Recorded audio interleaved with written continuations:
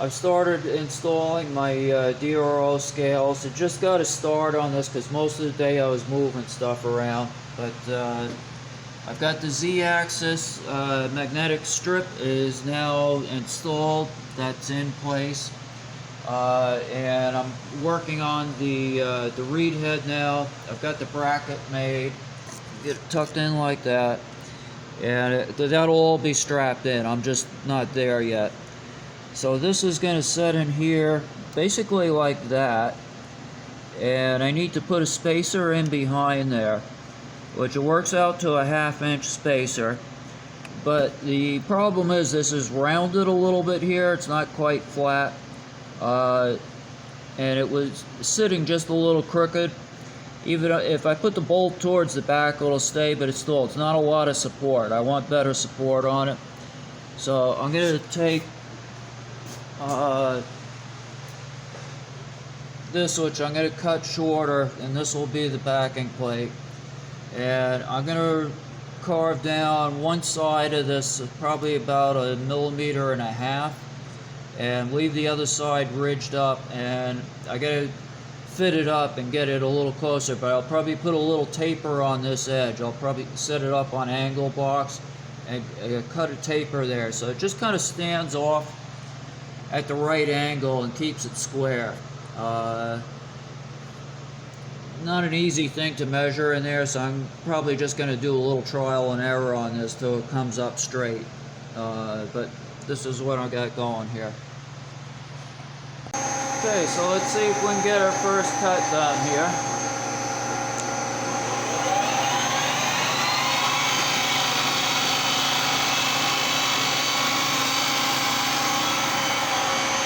Got this set on 4.5 inches per minute, and we're running 1500 RPM, which is the max this goes.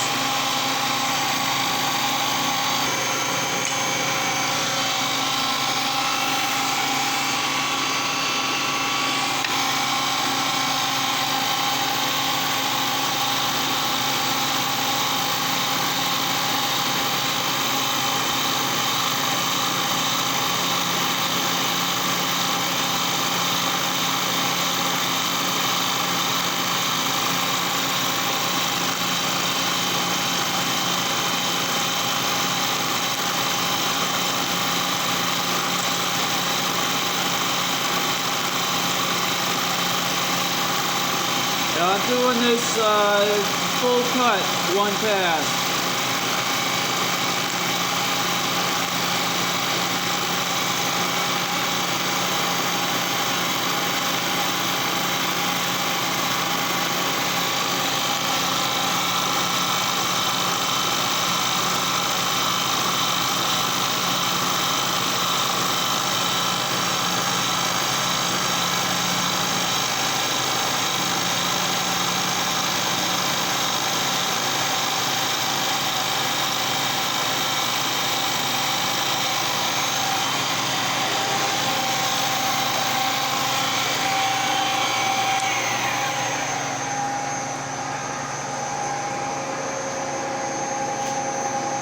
So that looks good there.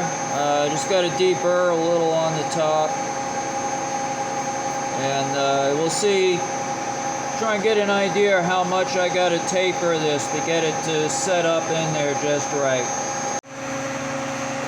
Okay, so I'm set up to do the angle cut here, and this was really tricky to set up. So I've got my angle plate down on the bottom here, and a parallel to get it up to height, because I need to clear right here. I need to clear the top of the vise to the deepest part of the cut, and maintain the angle. Have it level across here or parallel to the vise. So I've got parallels down here and a 1, 2, 3 block, which is touching on this edge. So the whole thing is angled up like that. So this edge touches, and we're rising up on the back edge here. And then I also have to have it parallel to the back jaw. And with this length here, this isn't going to make it square. Now I didn't have a way to rig something to actually do this at the same time, so I had to set up the angle and then come up here with a square off the back, which isn't the greatest way to get something square, but I really don't see I have much else for options right now. And for what this is, that should be close enough. So I'm roughly in position here. I got to touch off now, and I got to be real careful because it wouldn't take much at all to rip this out of here. It's in here very lightly. If I squeeze too much, it starts to bow, and it already has a tiny bit, but not enough to be a problem. So I'm going to use the coil on this because I got to touch this very lightly coming down. And I'm probably going to do this in with maybe 2 passes because I don't want to rip it out, and I also don't want to go too far.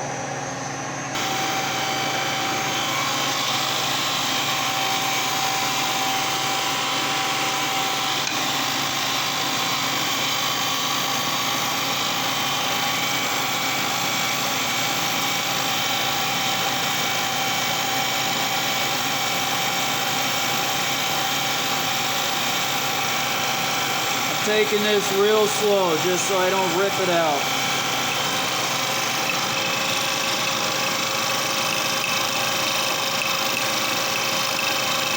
I probably could go a little more than that.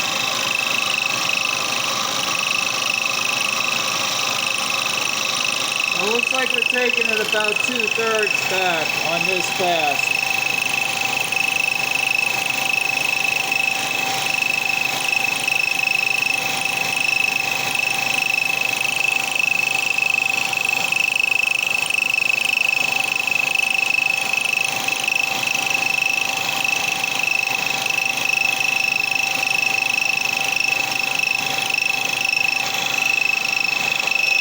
Stop in a minute. I'm going to bring this up because I definitely can go faster than that. Bring it up about double anyway.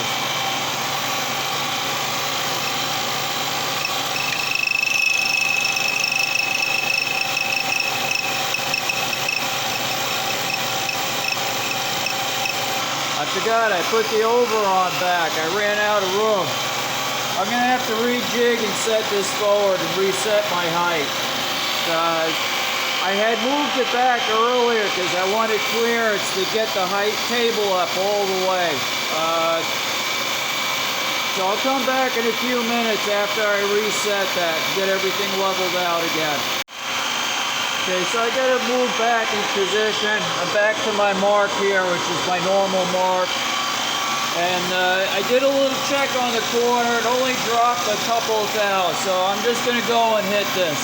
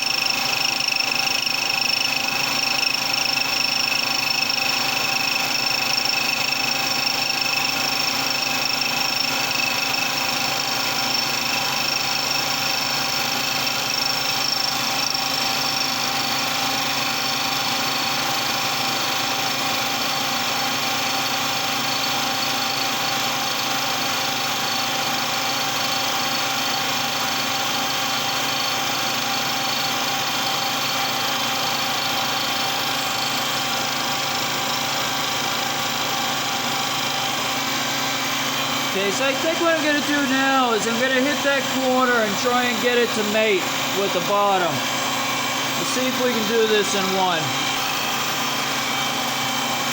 So I don't know if you can see the ridge down there between the 2 different levels. What I want to do is stop just as it starts to wipe that out.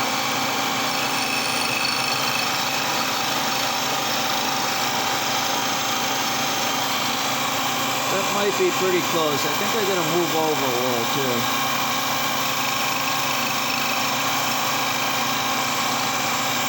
I'm gonna try that. I think that's close enough.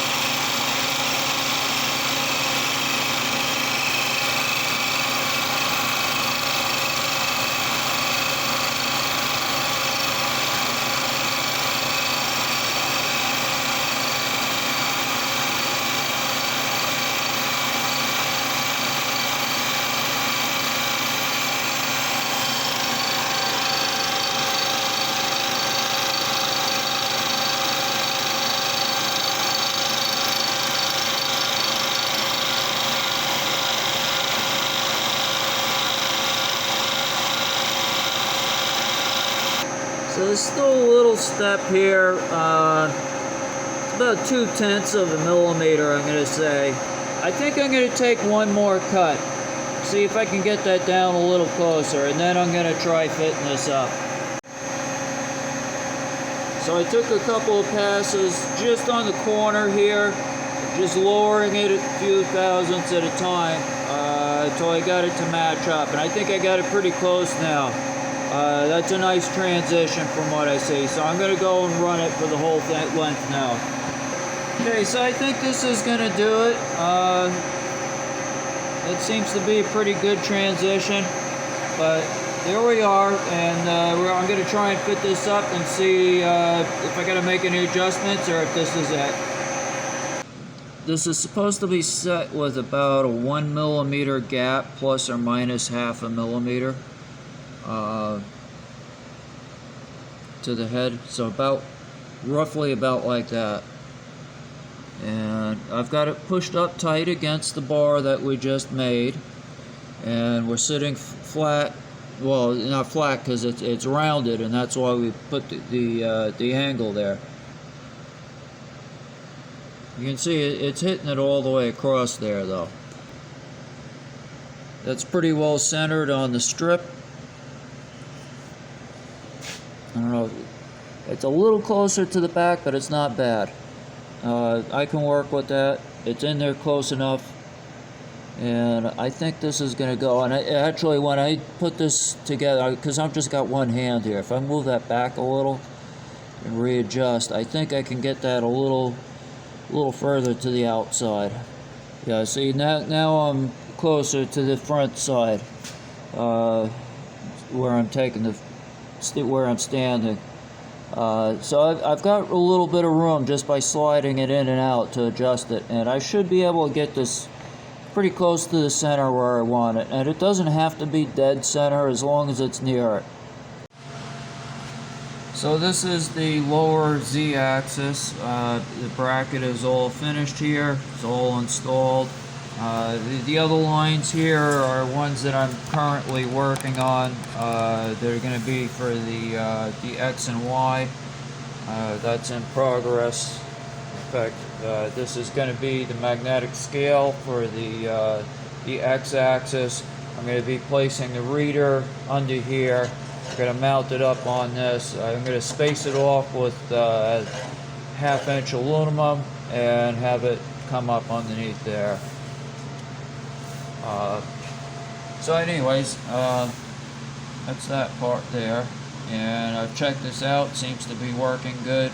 Got all my clearances.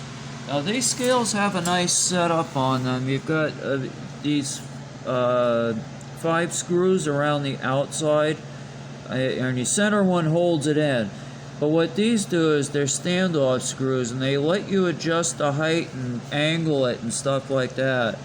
So like on the mill here, from top to bottom, there is about roughly 1 millimeter difference between the top and the bottom as far as going in and out.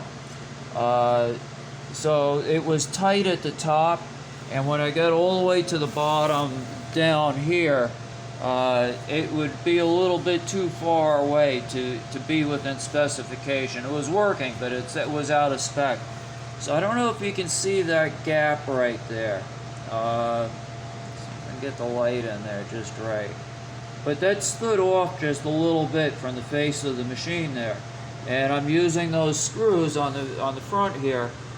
I started by backing out the center screw to the height that I wanted, and then I gently snugged all these down, not tight, just bring it down so that they touch and maybe just an eighth of a turn more.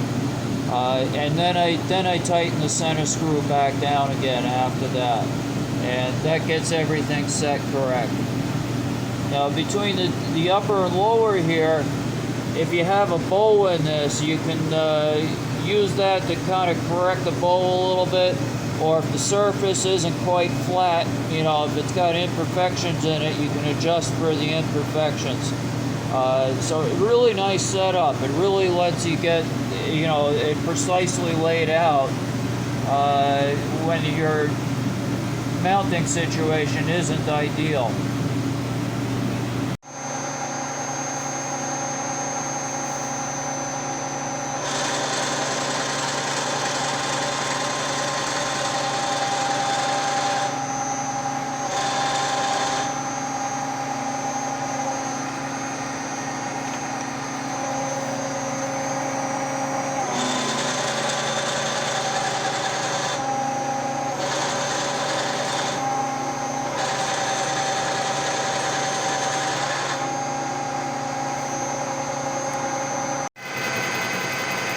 So I'm starting on the cover and retaining bracket that goes over the linear scale for back here for the x-axis. It's going to sit on the back of the table here and kind of lock in on here. So right now, this was just, you know, a raw piece of steel, a scale on it. I just ground off a little bit on the surface, but that's not flat. So I'm doing a little bit of surface milling here just to flatten it up a bit. And then I'm going to flip it to the other side, and then we'll move on to milling the grooves into it. So this is really my first use of this face mill. I did try it on the mini mill once, which it did work on there, but I was just doing a small piece on it. So this is the first real work I'm doing with it. I'm running about 310 RPM on this, and if I remember right, this is an 80 millimeter face mill.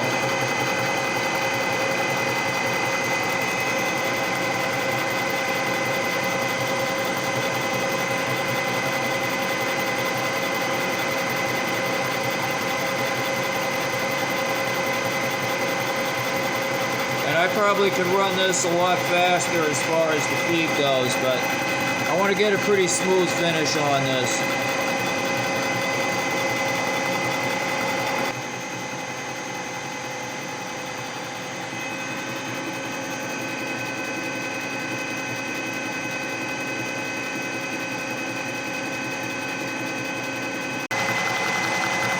So I'm only taking 1 or 2 thousandths off here.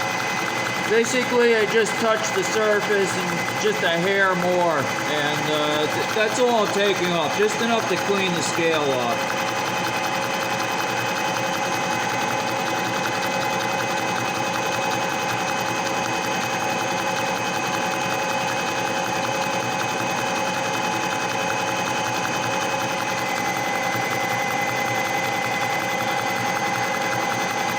Now, where this is a long piece, I've had a couple of points where I had to stop because I'm getting a little bit of oscillation and chatter.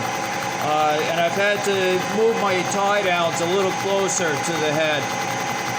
So I'm going to have to reposition a couple times as I go.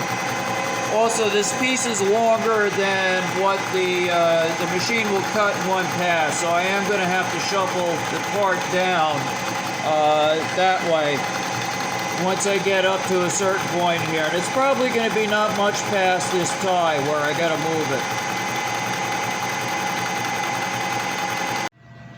So I just want to show this real quick while I've got it out. This is the face mill that I was just using.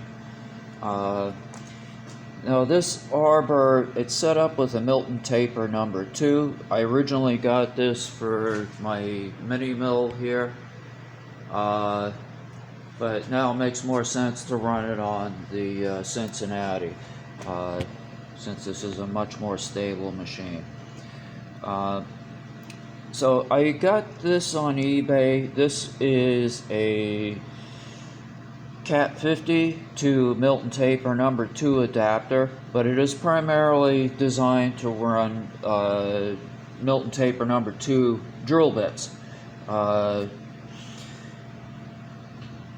The back was not originally set up to do a drawer bar to push this in, and with drill bits you don't need a drawer bar. You just push them in, and the force of using the drill keeps it pressed in tight enough. For any kind of milling operation, as I've stated before in videos with my mini mill, that is not acceptable. It will loosen up very quickly and come out and create a dangerous situation. So what I did in here, I mounted this up in the lathe, the Cat 50 tool, and I ran a boring bar in the end here, and I bored this so it had a flat shoulder on the inside, because it narrows in here. But originally didn't have a passage for the bolt. There's just a little bit of a hole there. I drilled that out so it would fit the full 10mm bolt, which is what the drawer bar threads are on the Milton taper. Then bored a flat so that I could set a washer down there, and all I did is I've got a 10mm bolt with a washer, and it's long enough and it threads into the back of the taper and pulls it back, and that sets pretty far down in there, so I can take my drawer bar. I'll grab the other one just for convenience here. There is still plenty of room for this to fit in, and well, that'll thread all the way in there, enough that I can draw it back up into the spindle. So it's kind of a double drawer bar setup. I got a little one for the Milton taper and the big one for the Cat 50. And they just piggyback, and it works great. I haven't had any issue with it at all. So yeah, I keep getting this name wrong. It is not Milton taper. It is Morse taper. Sorry for the problem there. Okay, so I got the facing done here.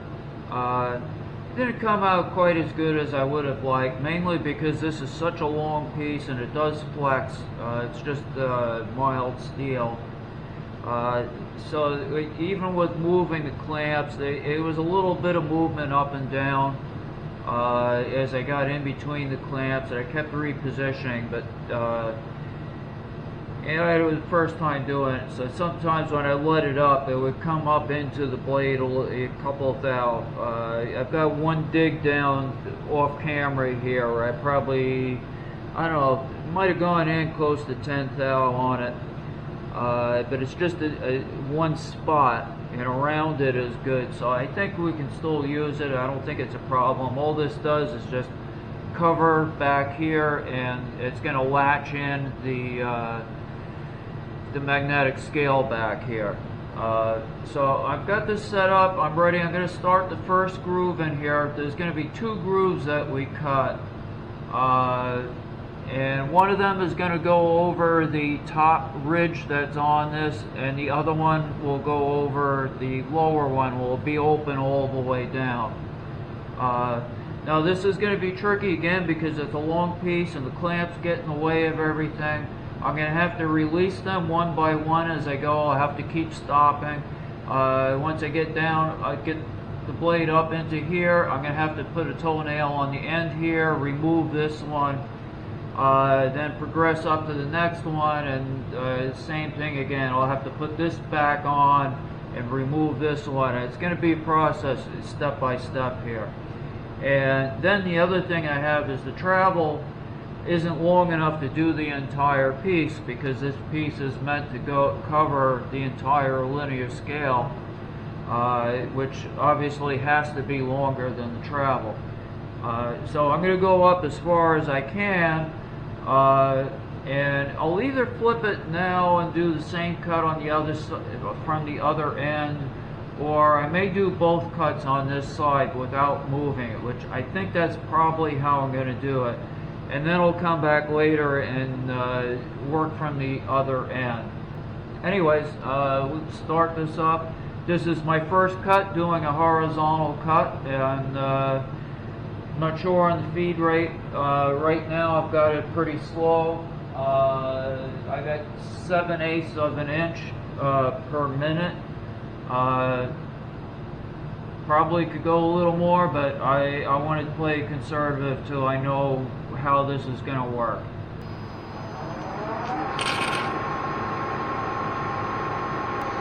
And I am using a cutting oil on this.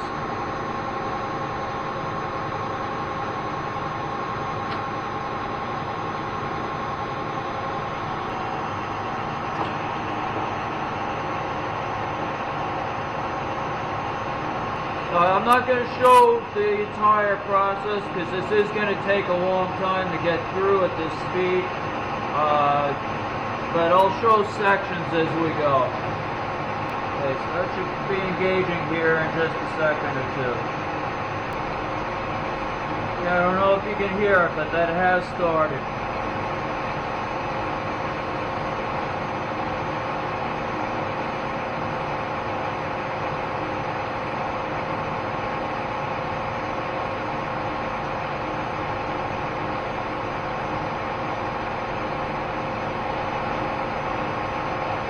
And I'm going to pick this up a notch, because that definitely looks like it could go faster.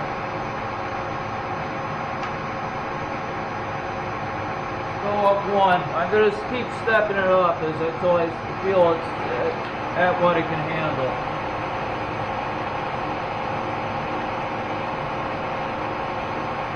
Or at least what I'm comfortable with.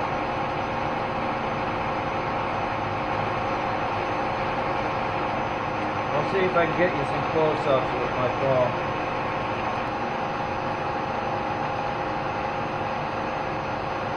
On the next cut, I'm going to try going up one more notch on the speed. That's probably about as far as I'm comfortable going. I'm looking at the chip size here. And that may even be too much. We'll see. But I'm going to pause now, I'm going to reposition stuff, and then I'll come back. Okay, so I've got my clamps repositioned here. Now I want to mention the depth here is 4.5 millimeters deep. And this is, I believe, a 3/16 inch cutter, the width of it. And my feed rate now, I just brought it up another notch. We're going to be going at 1 3/4 inch per minute. We'll see how that does. It might be too much, but I think it'll be alright. So we're going to try this. I'm going to back this up. Actually, it should be alright. Yeah, I want to back it up just a little bit here.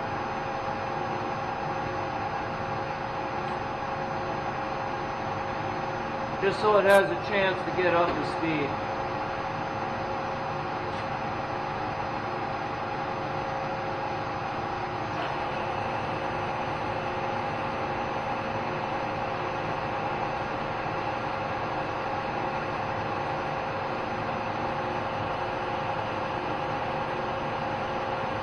Okay, and it's back to cutting now.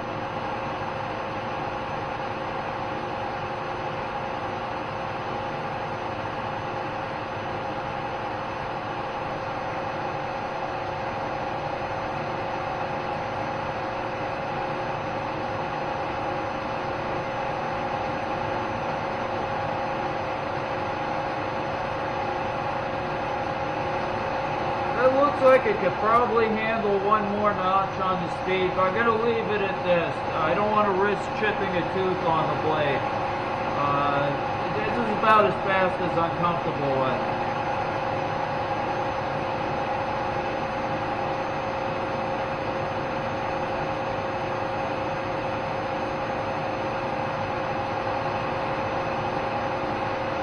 I had to reposition my oil feed line in the back there. As the table moves, it wants to drop off the support.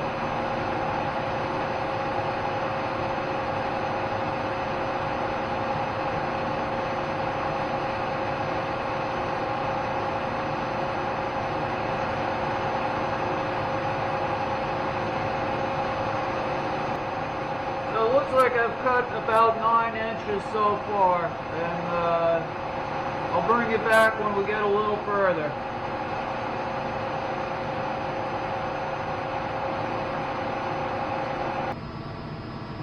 Okay, so I just reinstalled this clamp on the back here. I'm going to take this one out now, and because this is a good stretch between here, as soon as I get a little past that this is on the other side, I'm going to reinstall it.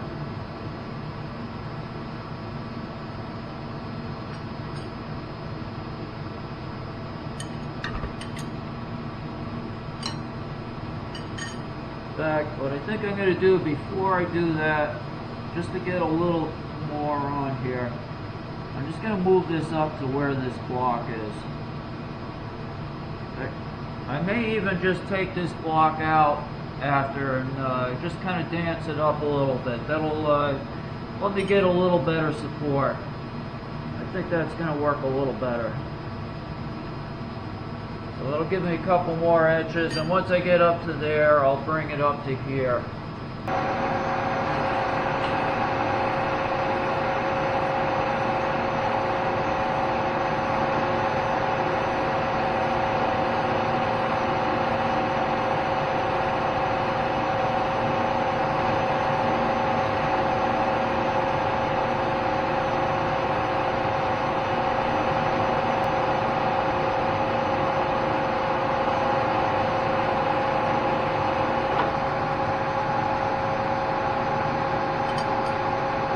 Time to reposition.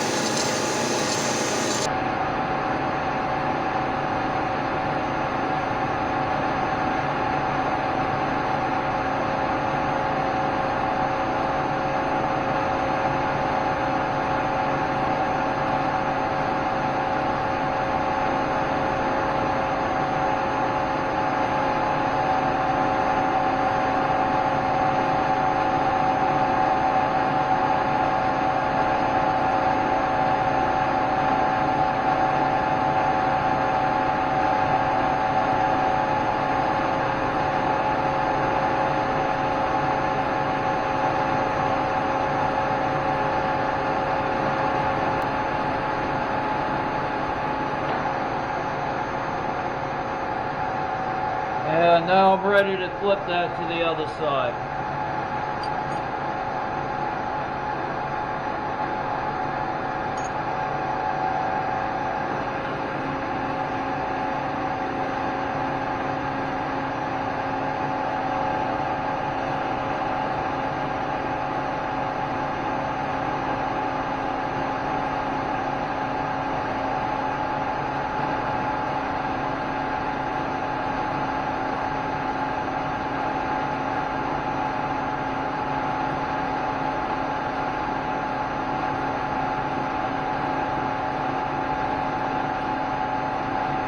So far it's looking pretty good. Let me get you a shot of the other side where it's cut.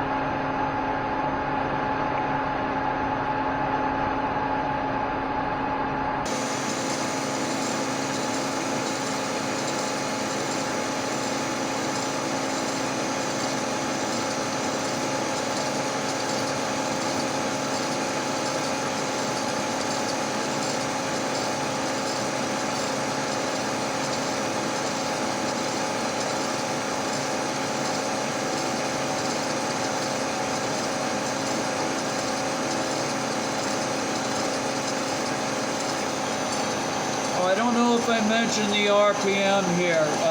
Turning 80 RPM. The cutter is high-speed steel, no carbide, so a little slower RPM.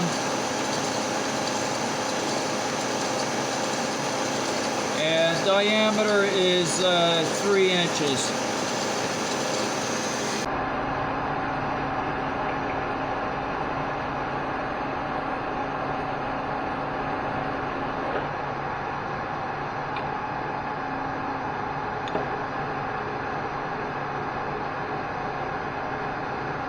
Okay, so this will be the last reposition for this cut because I'm going to run out of room to cut somewhere in about here.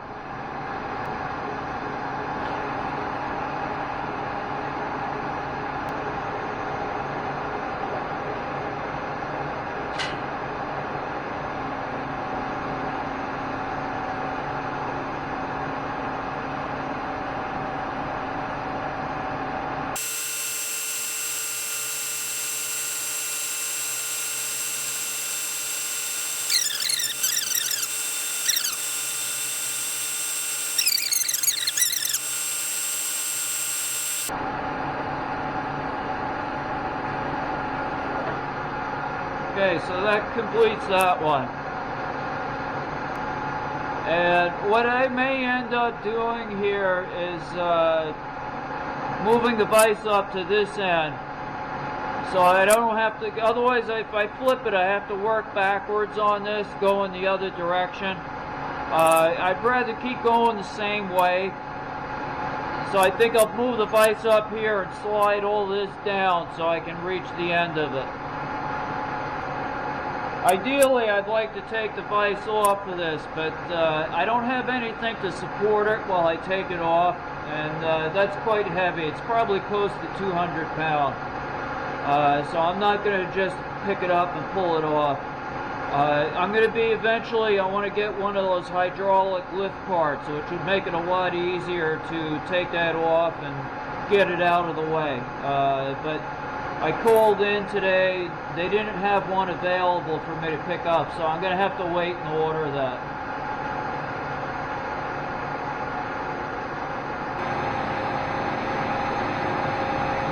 Okay, so I've got everything lined up for the next cut. In the next episode, we'll complete this part, install and test the y-axis, and that'll complete the 3 major axes of the DRO system. Thanks for watching. If you've made it this far, I hope you've enjoyed watching this video and found it entertaining or educational. If so, please consider hitting like or subscribe. It does help give me incentive to continue producing more. Thank you.